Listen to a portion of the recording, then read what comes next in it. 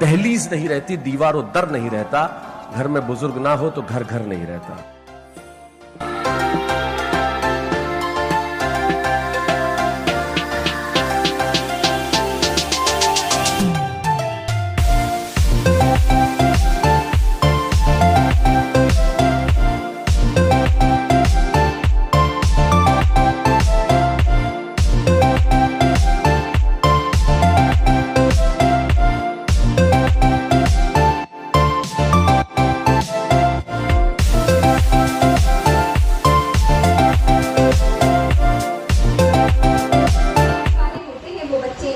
जिनको मिलता है नाना नानी दादा दादी का प्यार। अब मैं बुजुर्गों की अहमियत वक्तव्य की शुरुआत मैं अपनी स्वरचित कविता के द्वारा करना चाहूंगी। बुजुर्गों की छांव से बड़ी छांव न कोई, बुजुर्गों की छांव से बड़ी छांव न कोई, बुजुर्गों के अनुभव से बड़ा फल न कोई। आओ इस छांव का इस फल का लुत्फ उठाते हैं, आओ इस छांव का इस फल का लुत्फ उठाते हैं। उनकी गोद में सर रखकर खुद को भूल जाते हैं, उनके कांपते हुए हाथों को अपनी ताकत बनाते हैं, उनके कांपते हुए हाथों को अपनी ताकत बनाते हैं। आओ आज उनके लिए, आओ आज उनके लिए घर को जाते हैं, उनके लिए घर को जाते हैं। उनके पास में साहित्यकार आता है और उनसे एक बात कहता है कि मैं यूरोप के अनेक देशों में जाकर के आया हूं और वहां की दयनीय स्थिति मैंने देखी है कि इनकी वृद्ध आश्रमों की, कि ऐसी स्थिति कि अगर नरक देखना हो तो वहां के वृद्ध आश्रमों में जाकर के देख सकते हैं।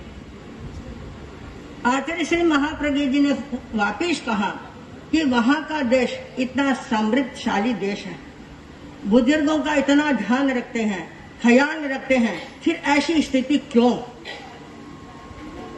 तो साहित्यकार ने क्या कहा कि मैं मेरे मित्र से मिलने के लिए गया। वहां की व्यवस्था खाने पीने की अच्छी है, रहने की अच्छी है, पर सेवा, प्रेम और सहयोग इन तीनों का अभाव। अब जब इन तीन चीजों का अभाव होगा तो चाहे उनके सामने स्वर्ण पात्र के अंदर 56 भोग भी ला के रख दें, क्या होगा? वो खुश होंगे क्या? वह मेरा मित्र मेरे गले लग करके रोने लग गया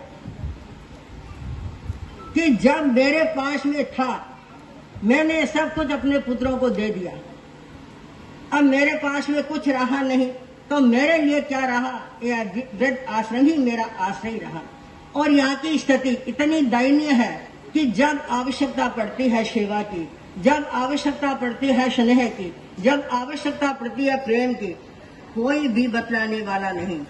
हम आस पास में रहते हैं, बैठ जाते हैं, मिल लेते हैं, बात कर लेते हैं, और एक एक रूम में एक एक व्यक्ति को रहना 24 घंटा कैसे पूरा हो?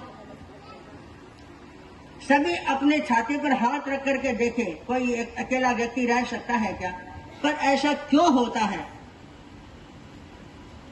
आज किसी को कहें तो क्या उत्तर मिलेगा कि महाराज ये तो बुढ़े हो गए। वृद्धाश्रम, बहुत दुख होता है जब वृद्धाश्रम का नाम हम सुनते हैं।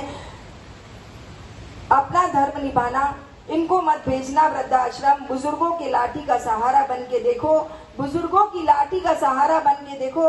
बहुत खुशनसीब है वो जिसे मिला बुजुर्गों का प्यार, बहुत खुशनसीब है वो जिसे मिला बुजुर्गों का प्यार। मैंने शायद कुछ कड़े शब्द कह दिए होंगे, लेकिन उसके लिए बुजुर्ग नींव होते हैं परिवार की, इनसे ही रौनक है घर के हर दीवार की। वे नहीं मांगते कोई कीमती उपहार, वे नहीं मांगते कोई कीमती उपहार। जन्नत मिल जाती है उन्हें अगर मिल जाए थोड़ा सा प्यार, अगर मिल जाए थोड़ा सा प्यार। वृद्धावस्था जीवन का अनिवार्य सत्य है। जो आज युवा है वह कल वृद्ध अवश्य होगा। बुजुर्ग परिवार की शान है, बड़ों की छत्र छाया हमारी संस्कृति और संस्कार है, कोई बोझ नहीं। यह हमारा सुरक्षा कवच है, हमारी धरोहर है। उन्हें पुष्पित और पल्लवित करने व सहजने की जरूरत हमें कई सीखने को मिलती है। इसे मैं एक अपनी कहानी द्वारा बताना चाहूँगी। ये बात मेरे कहानी द्वारा प्रकट करना चाहती हूँ। एक दिन मैं और मेरी दादी साहब बैठे ही होती थी। मैंने दादीशा से पूछा, आप कुछ ज्ञान की बात बताइए। तो दादीशा ने मुझसे प्रश्न किया कि बेटी ने कल बर्तन धोया हो? तो मैंने दादीशा को उत्तर दिया, हाँ दादीशा मैंने बर्तन धोए। तो दादीशा ने दूसरा प्रश्न किया कि बेटी हमें बर्तन धोने से क्या सीख मिलती? मैंने मन में सोचा कि बर्तन तो हाथ ही धोकर सीख तो कहीं मिलती। तो दादीशा मुस्कुराती हुई कहे कि जिस तरह बर्तन को चमकाते हैं उसी तरह हमें अपने तन को नहीं मन को चमकाना चाहिए। मैं इस कहानी द्वारा मैं ये कहना चाहती हूँ, पास बैठो तो पता चले वे कहानियाँ नहीं अनुभव सुनाते हैं। पास बैठो तो पता चले वे कहानियाँ नहीं अनुभव सुनाते हैं। मेरी नज़र में वही दौलत है जहाँ बुजुर्ग मुस्कुराते हैं। कहा है कि जहाँ न पहुँचे रवि वहाँ पहुँचे कवि, और जहाँ न पहुँचे कवि वहाँ पहुँचे अनुभवी। अनुभव का हमारे जीवन में सदा से ही बहुत महत्व रहा है, और अनुभव आता है उम्र की परिपक्वता के साथ। चाहे वह किसी भी क्षेत्र में हम देख लें, चाहे परिवार हो, समाज हो, राजनीतिक क्षेत्र हो या फिर आध्यात्मिक क्षेत्र ही क्यों न हो, अनुभव का हमेशा से ही बहुत महत्व रहा है। बस ये बात अलग है कि आजकल की युवा पीढ़ी इस बात को थोड़ी कम समझती है। जिंदगी की राहों पर जब अपने कदम डगमगाएंगे, हम लोग बुजुर्गों की उंगली वही हमको राह दिखाएंगे, वही हमको राह। में बुजुर्ग ना हो वो घर नहीं रहता। सम्माननीय मंच, वंदनीय साधु वैरागी, वह सम्मान जो बड़ों का आज करते हैं, सफलता में दुनिया से वह आगाज करते हैं। हजारों ठोकरें खानी पड़ेगी उनको जो बुजुर्गों की नसीहत को नजरअंदाज करते हैं। सब दिमाग में आते ही एक ऐसी छवि आ जाती है जो उम्र और विचारों से परिपक्व हो। वह परिवार सौभाग्यशाली होता है, वह बच्चे खुश नसीब होते हैं जिन्हें उनके साए में पलने का अवसर मिलता है। सचमुच हमारे बुजुर्गों से ही हमारी संस्कृति, हमारी सभ्यता सुरक्षित रह जाती है। हम आज और कल को संवारने में लग जाते हैं, पर बीते हुए कल को भूल जाते हैं। इस बात को याद रखना होगा कि हमारा बीता हुआ कल ही अगर सुंदर है तो हमारा आने वाला कल अपने आप सुंदर होगा, और आज सुंदर है तो कल तो सुंदर होगा। करो बुजुर्गों के साथ हर चीज नहीं मिलती गूगल के पास। जी हाँ बहनों, मैं ये कहना चाहती हूँ, आधुनिक युग में आज हम जो भी चाहते हैं, जो भी हमें जानकारी चाहिए वो इंटरनेट के थ्रू हमें मिल सकती है, लेकिन हमें अच्छा आचरण और अच्छा संस्कार बुजुर्गों के द्वारा ही मिल सकता है। बुजुर्गों की अहमियत मानो तो एक बूढ़े पेड़ की तरह होती है बुजुर्गों की अहमियत। बुजुर्गों का शान और ताकत की है ये कहानी, अथक कठिन प्रयास से बनाई हमारी जिंदगानी। पत्थर को भी बना दे मिट्टी, ऐसी थी जिनकी कहानी, हर ख्वाहिश को कर दिया मुकम्मल, चाहे लाभ हो या हानि। ऐसे महान लोगों की सेवा हम तो अब नहीं गंवानी, नहीं रहा उनमें ताकत, बन गए अब वो दादा दादी नाना नानी। करो सेवा पूरे मन से, ले लो आशीर्वाद रूपी उपहार, बहुत खुश नसीब है वो जिसे मिले बुजुर्गों का प्यार। भूखे पेट रहकर भी हमको खाना खिलाया, फटे कपड़े पहनकर भी हमको नया लिबास दिलाया, ममतामयी बोली सुनाकर हमको प्यार से सुलाया। ऐसे महान लोगों को दिल तूने क्यों दुखाया? बुजुर्गों को चाहिए प्यार दुलार भरा व्यवहार, बहुत खुश नसीब है जो जिसे मिले बुजुर्गों का प्यार। सबसे लोग दामन में दुआएं कम, दुआएं ज्यादा बनने लगे। हम सब कुछ बदल सकते हैं लेकिन पूर्वज नहीं, हम उन्हें छोड़कर इतिहास का बोझ से कट जाते हैं, और इतिहास बोझ से कटे समाज जड़ से टूट जैसे पेड़ सूख। बुजुर्गों की अहमियत जहाँ है, आचरण की शुद्धता वहाँ है। खुशी है उस घर में, खुशी है उस घर में। अतीत काल से ही पारिवारिक एवं सामाजिक स्तर पर भारतीय परंपरा बहुत ही मर्यादित एवं समन्वित रही है। संस्कृत भाषा में तो बुजुर्गों के सेवा भावना को महिमा मंडित किया गया है। अभिवादनशीलस्य नित्यं मृगोपसेविन चत्वारि तस्य वर्धन्ते आयुर्विद्या यशोबलम्। अर्थात बुजुर्गों की सेवा करने, उन्हें प्रणाम करने, उनका सम्मान करने से आयु विद्या यश एवं बल की वृद्धि होती है।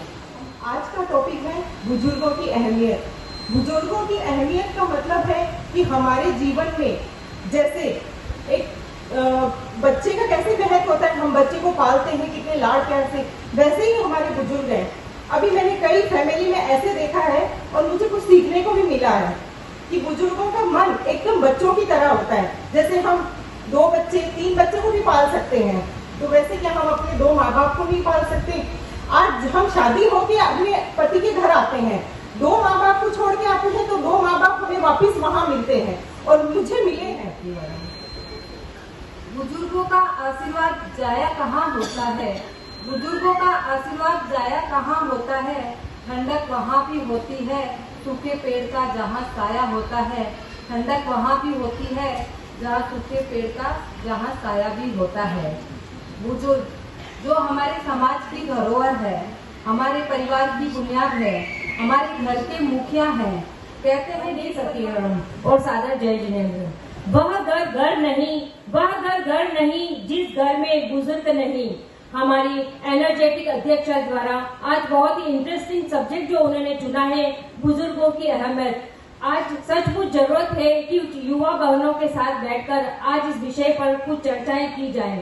जी हाँ, आज इस व्हाट्सएप इंटरनेट के युग में हम सारी जानकारी तो ले सकते हैं, लेकिन बुजुर्गों के अनुभव हमें कहाँ से प्राप्त होंगे?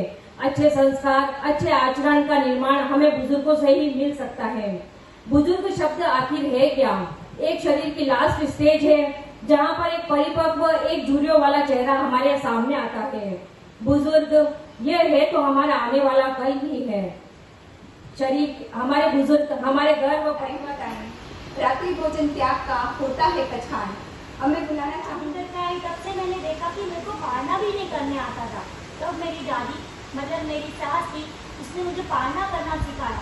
उसके साथ में बोले वो कि तू पालना भले कर और रात को खाना छोड़ दे, रात को खाना नहीं खाएगी तो तेरा पेट वगैरह सब अच्छा रहेगा, और तुम साबरी आएगी उनको तुम कुछ भी मेरा सकेगी शाम के टाइम में। तो मेरे को इतना अच्छा लगा, उन्होंने बोला था। मैं उस दिन से 8 साल हो गए मैं रात को खाना ही नहीं खाती। फिर एक दिन क्या हुआ, मैं मंदिर मार्की में से 13 बनती में आई, पर मेरे को कुछ पता नहीं था। एक दिन मैं बाहर गई, तब मेरी सास ने बोला विघ्नहरण मंगल ऐसे बोलने का, तो तेरा है ना कहा भी जाएगी ना तो कुछ भी तेरा कहीं पे भी कुछ भी नहीं होएगा। तब से मैं 8 साल हो गई ऐसे ही करती रही। एक दिन मेरे को रिक्शा वाले ने ठोक दिया, फिर मेरे को कुछ भी नहीं हुआ। इसीलिए हम हर चीज हमको सिखाते हैं कि कभी भी कुछ भी होए अपना 13 बनती में विघ्नहरण ऐसे बोलने का तो कुछ भी नहीं होता, और कोई भी कुछ भी पढ़ाते तो ध्यान बुजुर्ग की अहमियत यानी उनका महत्व का कोई मूल्य नहीं है, वह बहुत अनमोल है। बुजुर्ग हमारे जीवन में होना बहुत महत्वपूर्ण भूमिका निभाते हैं। बुजुर्ग एक हरे भरे वृक्ष की तरह होते हैं, वो उनकी छाया और आशीर्वाद हमें मिलता रहता है। जैसे वृक्ष बहुत पुराना हो जाता है, फल नहीं देता, पर वो छाया तो जरूर देता है। इसी तरह हमारे घर के बुजुर्ग दादा दादी एवं माता पिता होते बताना चाहूंगी। एक राजा के पास बहुत ही कुशल और युद्ध में विजयश्री दिलाने वाला हाथी था, जो थोड़ा बूढ़ा हो गया था। वह एक दिन घूमते घूमते तालाब में दलदल में जाके फंस गया, और फिर उसने निकलने का बहुत प्रयास किया, लेकिन वह निकल नहीं पा रहा था। तब वह जोर जोर से चिल्लाने लगा, जिससे महावत आदि प्रहार किए गए, जिससे वह हाथी लहूलुहान हो गया और उसके आंखों में आंसू आ गए। जब इस घटना का राजा को पता चला तो राजा वहां पे आए और अपने प्रिय हाथी की ऐसी दशा देख बहुत ही दुखी हुए। तभी अब उन्हें अपने पुराने महावत जो वृद्ध हो गए थे उनकी याद आई। राजा ने उन्हें तुरंत बुलवाया। जब वृद्ध महावत आए, वह सारी स्थिति देखकर परेशानी को समझ गए और उन्होंने राजा को आश्वस्त किया कि वह हाथी को दलदल में से बाहर निकाल देंगे। उनके कहने के अनुसार युद्ध की स्थिति का निर्माण किया गया, सेना की कतारें खड़ी की गई, रणभेरी बजाई गई और नगाड़े बजाए गए, और जैसे ही इनकी आवाज हाथी के कानों तक पहुंची, उसके अंदर जो युद्ध जीतने की इच्छा शक्ति है वो जागृत हो गई, और वो उस शक्ति के बल पर उस दलदल से बाहर निकल के आ गया। तो आप ये समझ सकते हैं कि कहीं कहीं हमारा बुद्धि और विवेक नहीं काम करता है, लेकिन वह समस्या बुजुर्गों के अनुभव से पल भर में सुलझ जाती है। प्यार और विश्वास से जीवन में तरक्की के शिखर पर पहुंचते हैं, घर के बड़े बुजुर्गों के आशीर्वाद से, घर के बड़े बुजुर्गों के आशीर्वाद से। हमारे जीवन में बड़े बुजुर्गों के प्रति आदर, श्रद्धा और स्नेह भावना का बड़ा महत्व है। सबसे पहले जिस घर में वो रहते हैं उसमें ज़्यादातर एकता बनी रहती है, कभी वो घर को बिखरने नहीं देते हैं। दूसरी बात, परिवार में जो बच्चे होते हैं उन्हें संस्कारी बनाने के लिए अलग से टाइम नहीं निकालना पड़ता है। आए आप ये बोले हार या जीत, ये तो एक संकेत होता है योग्यता का। हार या जीत कोई तथ्य नहीं है, एक संकेत है हमारी योग्यताओं का, कि योग्यता को कहाँ आगे बढ़ाना है उसे हम हार कह देते हैं, योग्यता प्रबल हो गई है उसे हम जीत कह देते हैं। तो हार और जीत का तो कोई प्रश्न यहाँ पे उठता ही नहीं है। आप यहाँ प्रयासी बने, आपने अच्छा प्रयास किया, ये बहुत सुंदर सभा बनी, तो आपका प्रयास ही अपने आप में एक महान जीत है। दूसरी बात, इस एंड्रॉइड के जमाने में यदि हम कोई ऐसा विचार लेके आए कि बुजुर्गों की अहमियत, इसका मतलब आज भी लोगों की विचार यथार्थ का है, जो आज के समय में हर घर में कुछ कुछ चल रहा है। लेकिन विषय बहुत ही अच्छा है, इस बारे में सोचना भी बहुत जरूरी है। आज हम जहाँ हैं, कल हम भी उस अवस्था में पहुंचेंगे और जरूर पहुंचेंगे। पेड़ को भी नींद नहीं आती है, पेड़ को भी नींद नहीं आती जब तक उस पर रहने वाली आखिरी चिड़िया उस पेड़ तक नहीं आ जाती है। मतलब बुजुर्ग भी हमारे वैसे ही घर का ध्यान रखते हैं, जब तक घर का हर सदस्य घर में ना आए, टाइम पे ना आए, वे उसकी चिंता करते हैं, उसका कारण पूछते हैं, क्यों गया, कहाँ गया, क्या करके आया, लेट क्यों हुआ, उसकी हर गतिविधि पे उनकी नजर रहती है। बुजुर्ग भार नहीं उपहार बने। क्या उपहार? जब बहू के घर गांव से सास आती है तो आप क्या कहेंगे कि सास रहने आई है? सास रहने नहीं आई। हाँ, हम सास के साथ रहेंगे। करोड़पति था, धनवान था और उसने बहुत पैसा कमाया। उसके एक बेटी और एक बेटे थे, तो बेटी की शादी हो गई, वो भी विदेश चली गई। बेटे की शादी, वो भी विदेश चला गया। दोनों पति पत्नी अकेले रह गए। कुछ दिनों बाद ये थी कि गति है कि उनकी पत्नी भी उनसे विदा ले गई। वो अपनी पत्नी के कई बेटी विदेश से वो नहीं आ सके, पापा हम नहीं आ सके, हमने अपने भाई बंधे दादा चाचा है, उनसे ये सारा हो जाएगा। उस आदमी ने सोचा क्यों नहीं मैं उनके ऊपर कोर्ट में लगा कर दिया खर्चे का। उस व्यक्ति ने कोर्ट में जब पूछा, उनको सम्मन मिला, वो लोग गए, सैलरी आपको क्या कमी थी? आपने 500 रुपये महीने का खर्चा के लिए अपने बेटे के ऊपर आपने दावा किया है। उसने कहा 500 रुपये की मुझे जरूरत नहीं है, ये चाहिए तो 5,000 रुपये 25,000 रुपये मुझसे ले जाए, लेकिन मैं इनकी शक्ल देखना चाहता हूँ, इसलिए मैं 500 रुपये इनके हाथ से ही लूंगा, मैं कोर्ट के माध्यम से भी नहीं लूंगा। तो इस तरह से बच्चों के लिए बुजुर्ग तरसते हैं, उन्हें तरसना नहीं चाहिए। इस प्रकार में जो एक संत ने अपनी कहानी बताई थी, मैं उसका अभिलेख क्या कर रहा हूँ। तो केवल वो लोग बच्चों की झलक देखना चाहते हैं, उन्होंने पैसे तो उनकी कोई जरूरत नहीं, कमाया है, और वो तो केवल प्रेम और मोहब्बत के लिए जीते हैं। मैं इस कार्यक्रम के लिए आज के आयोजक, मंच संचालक और सभी जो भी प्रतियोगी है, उन्होंने बहुत अच्छा, चाहे वो पत्र वाचन किया हो, चाहे अपनी अभिव्यक्ति की हो, सभा रचित कविता कही हो, बहुत अच्छा लगा। मैं खुशहाल हूँ, मैं इसका सहभागी बना। बुजुर्गों की अहमियत, इस प्रतियोगिता में पधारी सभी बहनों का हार्दिक स्वागत अभिनंदन करती हूँ। लिम्बायत व दलतान से पधारे हुए सभी अतिथि बहनों का स्वागत अभिनंदन। मैं प्रतियोगिता प्रेषित करती हूँ साथी जी के प्रति कि आपने मस्ती कृपा करके ये प्रतियोगिता करने की अनुमति प्रदान की। साध्वी श्री शासन श्री रमावती जी ने बहुत ही अच्छा प्रेरणा पाठ्य प्रदान किया। उन्होंने बताया कि जब अपनी प्रिय की कॉल आती है तो हम कितना खुश हो जाते हैं। ऐसे ही जब अपने इधर से भी कोई बात हो या कोई कहना हो तो आप अपनी बात को सुनो और बुजुर्गों का सम्मान करो। इन छोटी छोटी बातों से उन्होंने बहुत ही अच्छी हमें प्रेरणा प्रदान की। साध्वी श्री हिंद सिंह जी ने फरमाया कि बुजुर्गों को भार नहीं उपहार समझे, छोटे छोटे उदाहरण के द्वारा समझाया। बुजुर्गों का आशीर्वाद के जरूरी है। आपने प्रेरणा प्रदान